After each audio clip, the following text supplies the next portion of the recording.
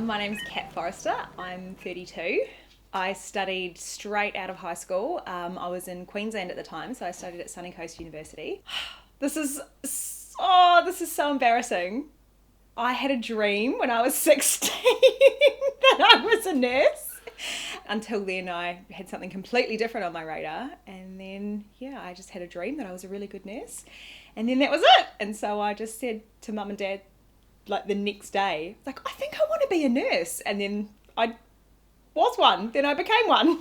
I wanted to be an interpreter. So I was learning 4 different languages as a teenager. And I wanted to do intelligence. So translating documents for the government and stuff. Yeah. I actually, because I sort of like put it to the side for so long, but obviously my brain was so ripe and sponge-like when I was a teenager that I kind of like kept a bit of Spanish and a bit of Japanese. And so old Duolingo's become a good friend of mine over the past couple of years. So I just sort of started, just rekindling my love of Japanese and Spanish recently. Yeah. There was a lady and she was on the ward and she only spoke Spanish, and then she didn't have any English at all. And then one of the nurses said, "Does anyone speak a bit of Spanish?" And I was like, well, I actually do speak a bit of Spanish, and I could probably just sort of go and see what she was after. And so I went in and spoke to her, and I was sort of said, how's your pain? Have you got any bleeding? And she's like, I'm fine. And then just complained about the food in Spanish. That's what she wanted to get out, was just how terrible the food was, and that she could eat whatever she liked if she was at home, but here, terrible. My very first job was in outback Queensland. It was in a remote mining town called Mount Isa, 25,000 people, and it was a steep learning curve for me, who was a particularly naive 20-year-old, and I'd lived at home throughout my uni studies, and then just jumping into this really bizarre, abstract world that there was just so much disparity. There's so much money in Mount Isa. Everybody is loaded, and then there's so much poverty as well, and the two just don't intersect at all. And so the hospital was not a mining hospital, it was just the base hospital for the town. But caring for 2 completely different sects of society was, it was challenging. It was great. It was some of the best years of my life. I had an awesome time. I think there's a certain part of yourself that you do give over when you're lying in a hospital bed and you know that you need care. And so whether or not you're a millionaire or you're somebody from the street, you do, there is a common denominator, and it's you have an understanding that you're there for a reason, and that the people who are in the hospital are there to help you. I was so naive, and I was just really fake it till you make it, that I sort of just remember that time as just being an entire exercise in finding my feet. And that took longer than I expected, because I sort of had this image of myself as this, very mature, person, and I sort of thought that I'd done really well. And then you get into this environment and you realise that it's just you just don't know anything. What I love most about nursing is the human interaction. I think that is wonderful, that you can be a part of somebody's most vulnerable experience. Everybody who comes into a hospital is vulnerable, scared, everything is out of their control. And to have a part in helping someone through that experience in a positive way, that's what it's all about, really. Yeah. It's that's magical. It's genuine humanness. It's a connection that you get from sitting next to somebody and explaining something that's happening and making sure that they understand and holding their hand through that experience. It's that's what it is for me. Developing a thick skin was something that came a bit later for me. I guess it came from that initial naivety that I had. It took a few years to develop that not every experience that you're going to have is a positive one, is that humans are variable and you are connecting with somebody at their lowest moment. And so therefore the types of experiences you have are completely unique from person to person. That's great as well, because it teaches you to remember that everybody is an individual.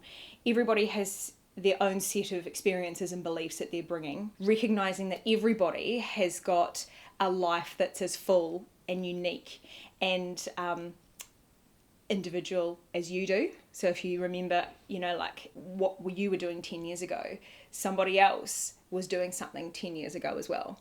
And that's special, but it also means that you can't predict from one person to another whether or not the approach that you take is going to be recognised, if it's going to be just as good as it was 3 patients ago. That took me a little while to figure out. So I sort of thought that I was like, oh yeah, I'm really good at this now. I'm really good. And I sort of could, have a blanket approach to caring for people, and then realised, hang on a minute, this is deeply individualised. Yeah. Something that I would deeply encourage new nurses and all nurses to remember is that the profession doesn't define you as a person. I'm a massive advocate of people having something outside of work that they feel fulfills them and they feel excited by. Don't forget your hobbies. Don't forget your connections that you forge with people outside of work and the things that you get energized by. It's deeply important. There's a story that will stay with me forever. So I've been working in gynae for the last 11 years, and I've definitely found my place in the world. Like, I feel very fortunate to have actually found an area that I gel with so well. Some people never do, and they like constantly looking for something, but I feel like I've really found my special place. So that's very gratifying. And in gynae you do see there's definitely 2 sides. You get really, really happy stories and pretty traumatic ones.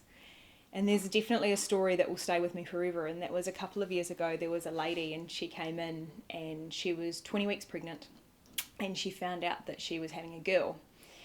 And it was her second girl, and she lived in a very family-oriented home, and they thought that it was unacceptable that she was having another girl. So they started torturing her to make her miscarry. And so for weeks she was sleep deprived, and they were starving her. They wouldn't let her eat. They were keeping her in her room. And she eventually got out and went to hospital. We ended up keeping her on the ward for about, it was like 4 or 5 days in the end, just as a haven, basically. She didn't miscarry. The baby was fine. And she was okay too, like after she got some sleep and some nutrition. But I just, we were all just floored by that story. Like, there was just this heaviness over the ward that somebody was going through that. We were all just completely floored. I think about that lady all the time, actually, and I wonder what became of that situation. That's a bit tricky as well. Like, sometimes you really want to know and you really want to connect with people beyond the hospital time that you have together, but you can't. Like, that's the way it is, like you'll never know. But yeah, as a nurse in that situation, I feel like if you can take such an abysmal low point for somebody and in any way give them hope, make that situation slightly better for them by providing care and connection and reassuring them that they are worthy and they are valued and that they deserve love and they deserve care. Like, what more is there really than that? To be able to assure somebody that they are worthy of care and that what is happening to them is unfair and it's not okay, and that there are people out there who can help them. With that lady, she had disclosed that as soon as she got into emergency, and then sort of like everything kicked into action, that the system knew that, you know, like everybody knew that this was somebody who had presented to emergency as an absolute cry for help.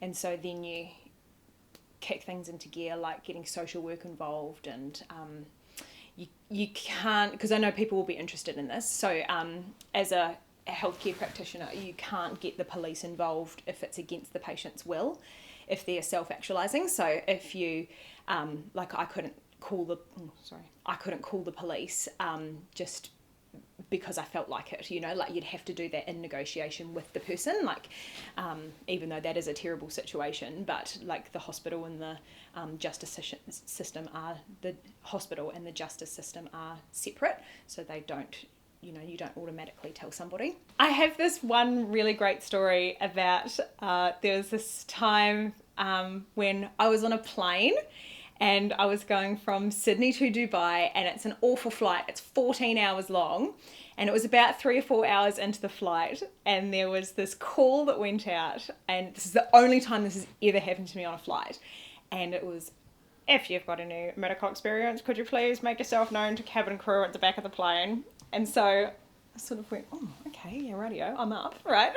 So I went back to the back of the plane, and there was this man, and he was in so much pain, like buckled over. He's having like this full adrenaline response, sweating and shaking, and he was in a really bad way. And he was being really vague about, you know, like sort of like getting a handle on the situation, sort of going, okay, cool, like, right, someone needs to take charge here. Okay, cool, like what's happened, mate? Like what's going on here? And he was like, like, yeah, I know you're in pain. Like, what's the story? Anyway, finally got it out of him that he had the runs before he got on the plane, and he didn't want to. So he went to the pharmacy and he got some gastrostop or Imodium tablets to stop his loose bowels from happening. And the instructions on the packet say, take 2 tablets initially and then 1 tablet after each loose bowel motion thereafter. He took the whole packet. And so his entire intestinal system was just like seized up completely. And of course, this is like really stressful on the plane, because the cabin crew's on the phone to the pilot who are going, do we need to land the plane? And there's like 600 people all going, what's happening back there? You know, like, and on this plane. And that was a good lesson in following the instructions on the packet. And he was absolutely fine. Yeah, no, they had an amazingly well-stocked medicine kit. Like this huge like medical kit on the plane. It was extraordinary, actually. And so there was kind of like me and one other doctor who sort of just spearheaded this. And we ended up just giving him some like buscopan and some diazepam and stuff. And he was fine. And then he just got back, and he was like actually quite sheepish when he went back to his seat after that.